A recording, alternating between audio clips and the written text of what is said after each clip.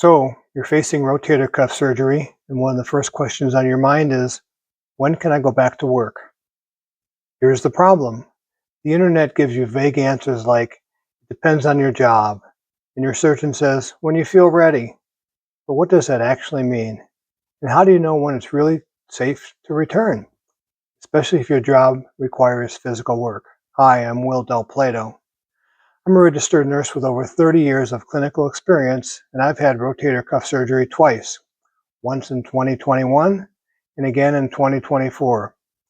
So I understand this recovery from both sides of the stethoscope, as a healthcare professional and as a patient who's lived through it. And I'm here to give you clear, practical answers about when you can safely return to work and how to navigate the challenges that come with it. In this video, we're going to cover the real timeline for returning to work, not just the textbook answers, but what actually happens based on your specific job type. We'll talk about the difference between desk jobs and physical labor and what modifications you might need. I'll show you how to work with your employer on reasonable accommodations, and we'll cover FMLA, disability insurance, and other workplace protections you need to know about. I've put together a comprehensive 14-page guide that goes into more detail than I can cover in this video. It's called Returning to Work After Rotator Cuff Surgery, and you could download it for free.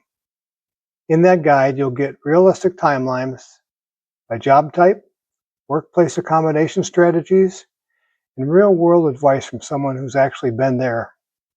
You'll learn realistic return-to-work timelines based on your specific job requirements, how to request and document workplace accommodations during recovery, and navigating FMLA, short-term disability, and workers' compensation issues.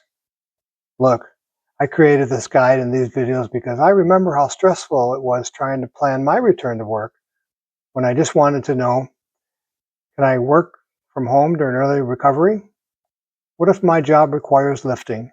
And how do I talk to my boss about limitations? If you want the free, complete guide with all the details we just covered, plus more, just click the link in the description below.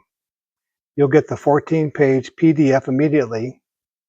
Plus, I'll send you weekly recovery articles covering everything from managing that brutal first week to avoiding frozen shoulder to when you can get back to normal activities.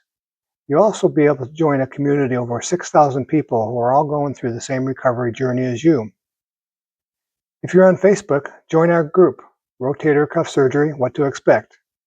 It's 6,000 members strong, and it's where people share real experiences, ask questions, and support each other through recovery. And for even more recovery resources and articles, check out our website at rotatorcuffjourney.com.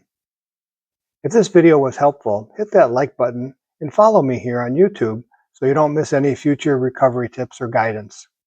No medical jargon, no fluff, just honest guidance that actually works. As I mentioned, the link is right below this video. Join the community. Let's get you back to work safely.